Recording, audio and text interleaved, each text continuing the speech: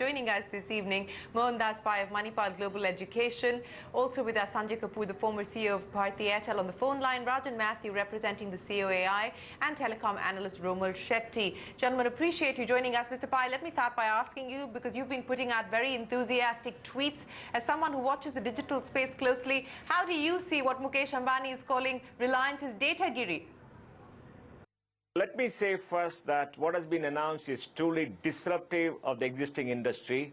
It is transformational for the industry and for India, and will help create one single virtual nation for the first time in all our civilization history. It's a very big move. You are now giving an affordable device into the hand of every single Indian, connecting them with rich data, almost unlimited data access to the internet at a very low cost. Both the device and the running cost will be very low, and that will transform this country, empower every single Indian, give educational access, health, e-governance, e-commerce, everything to everybody at a very reasonable cost. So it's very transformational. Now what happens to the industry? The industry's revenues are 2,25,000 crores, out of which I reckon 1 lakh crore will be contaminated by pricing, and maybe 50,000 crores will disappear for the incumbent over the next 2 years.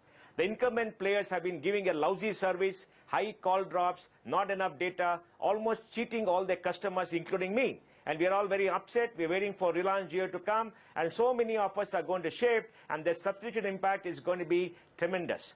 Now, as far as Jio is concerned, I would say that in the next 12 months or 24 months, an ARPU of 195, 179 for some incumbents could come down and settle at 150. Because 150 for data, maybe about 3 GB or 4 GB or 5 GB is very reasonable, and that could be the minimum consumption for every individual for a month.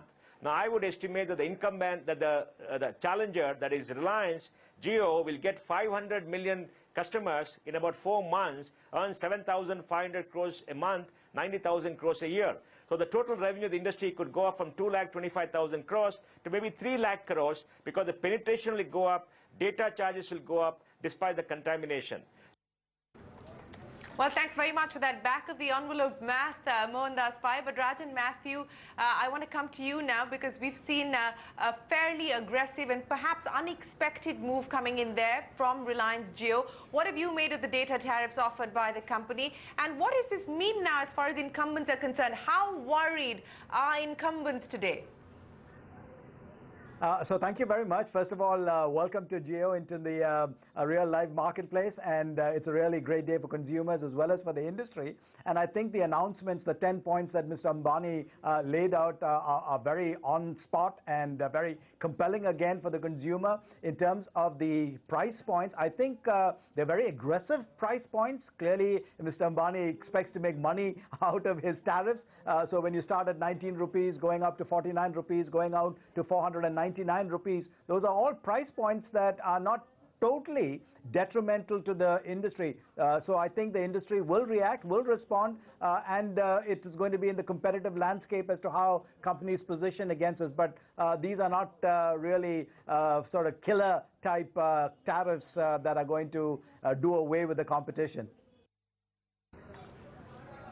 All right, Rajan, I'll come back to you in just a second, but let me go across to Sanjay Kapoor, the former CEO of Bharti Airtel. Sanjay, this is clearly going to be transformational as far as the competitive landscape is concerned. How will this redefine now the Indian telecom sector? To begin with, nobody anticipated an incremental announcement by Jio. Everybody knew that the announcement that they will make will be substantial and also transformational. And I think that's exactly what has happened. So today's announcement essentially triggers off some fundamental changes in the way industry is going to perform and is going to be structured. First and foremost, it is the beginning of bucketized plans in India, like the Western world.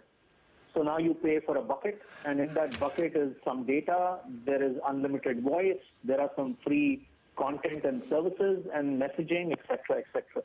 And they keep increasing, the bucket size increases with the quantum of freebies and data that you consume. Now that's a fundamental change from the sort of pricing that we've had in this country. It also leads to simplification from a consumer perspective, because customers now got transparently an amount that he pays, and he knows that he can consume what he's been promised within that amount without being worried about anything other than that. The second thing that has happened is that there has been an announcement on voice being free for life. Now, I'm not 100% clear whether there'll be no data charge to it or will there be a data charge to it, which means if I have reached the end of my pack, will I still be allowed to make free voice calls, or there's going to be some additional pack that I'll need, or there'll be some deduction that will happen? So that's not clear to me. If it means that there'll be deduction of data, then voice is not truly free. Instead of paying for voice, I'm paying for data. But if it's completely free, which is outside the deduction of data and the quantum of data that I deduct, then it's a bigger problem for the industry, because there are 75% revenues to 80% revenues of every incumbent operator that comes from voice. And to tackle this menace without, disturbing your existing revenues is going to be a big problem. You make a valid point there, Sanjay, because in his speech, Mr. Ambani did mention that one of the principles of the tariff plans for Reliance Jio is that they don't want to charge customers twice. They either pay for data or they pay for voice. And it's an interesting point that you bring up there. But let me go across to Romal Shetty now. Romal, how sustainable are these tariffs? And if I could just take that voice argument forward, because as Sanjay was pointing out, voice accounts for almost 70 to 75% of overall revenues of telcos. What is this going to mean? If you provide free services beyond a point of time, and remember here in voice, for example, you will have interconnect charges, right? So you'll have to bear the interconnect charges. Yes, that regime may go through some changes, but you still have to pay for that. So, and I think this is truly transformational, and I completely agree with it in terms of what has been done. This is revolutionary. There's no doubt about that. But there's also, please remember that there's also a phase where customer acquisition for Jio is very, very important. So to ensure that people come onto the network, experience that network, it's important to get them on. So, but beyond a point of time, you can't have everything free, right? You will have to bring in the charges. And like I think Sanjay mentioned, even voice, I think in a VoLTE call, normally both parties do incur charges. So it's not necessarily there. There is also a silver lining, I believe personally, because if you look at the lowest tariff plan of Jio, which is 149, right? I mean, here there's of course a 19 rupee plan, which is per day, but a 149 rupee tariff plan. Now that, if you look at the data amount which is provided, may not be enough. So even if you take 50 rupees and get 1 more GB extra, you're talking about 199 ARPU, right? I mean, broadly, if of course it is spent in a month. If you look at the big Airtel, Vodafone, Idea, their ARPUs also, blended ARPUs, not the postpaid one, but the blended ARPUs are between 180 and 195. So it's not necessarily that everything is the entire spend is going to come significantly down.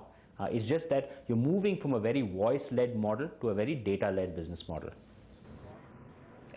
A fair point that you make there, moving towards a data-led model. But Sanjay, as we were discussing, free voice services, that seems to have been the big surprise today. Analysts that we speak to suggest that perhaps we could see the industry or incumbents taking a hit of about 250 to 300 basis points on their margins. If we assume that voice is not really free as it's riding on data and you're paying for data, then how do incumbents need to rejig their voice tariff plan? Very pertinent question. And if that assumption is to be taken into account, then the first change that is going to hit the market is that means that there's an end of calling party pays regime.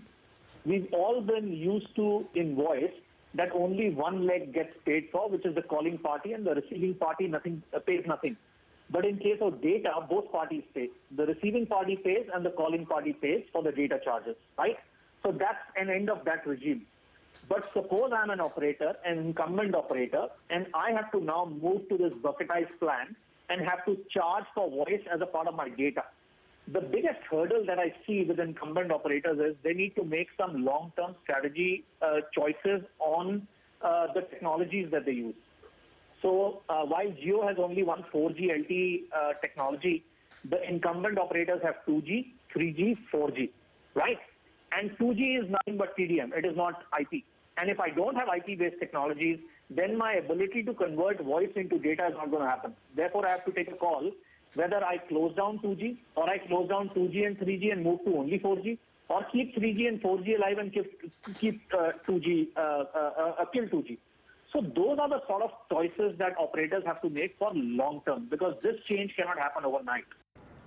Well, that's right. You were talking about strategic choices that telecom companies will need to make, whether we're going to see them leapfrog all the way to 4G. And, you know, the chairman of Qualcomm, in his conversation with me just day before yesterday, was talking about how India has made this leap from 3G to 4G, perhaps fastest in the world. But Rajan Matthew, the Reliance chairman, also very categorically stating that Reliance Jio customers have had to suffer because of poor interconnectivity, that calls are actually being blocked by competition. You're not providing enough interconnectivity, and he's appealed to you that while competition can inspire one another, you must not create unnecessary hurdles, and that competition must not misuse its power. How do you react to that?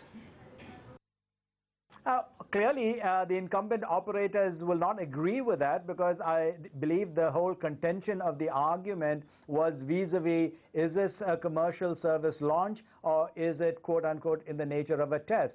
I believe both the DOT and the regulator have indicated that, yes, this is a gray area, and they did hope to clarify this, and we hope to hear from either one of them in terms of the clarity. But if you look at the two dates, by the way, by the September 5th and the December 31 date, in between this you have this free offer.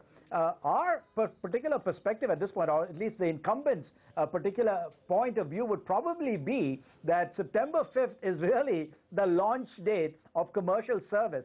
You've got a period of 90 days where it's being offered free, and so we'll have to look to see how the incumbents will parse this.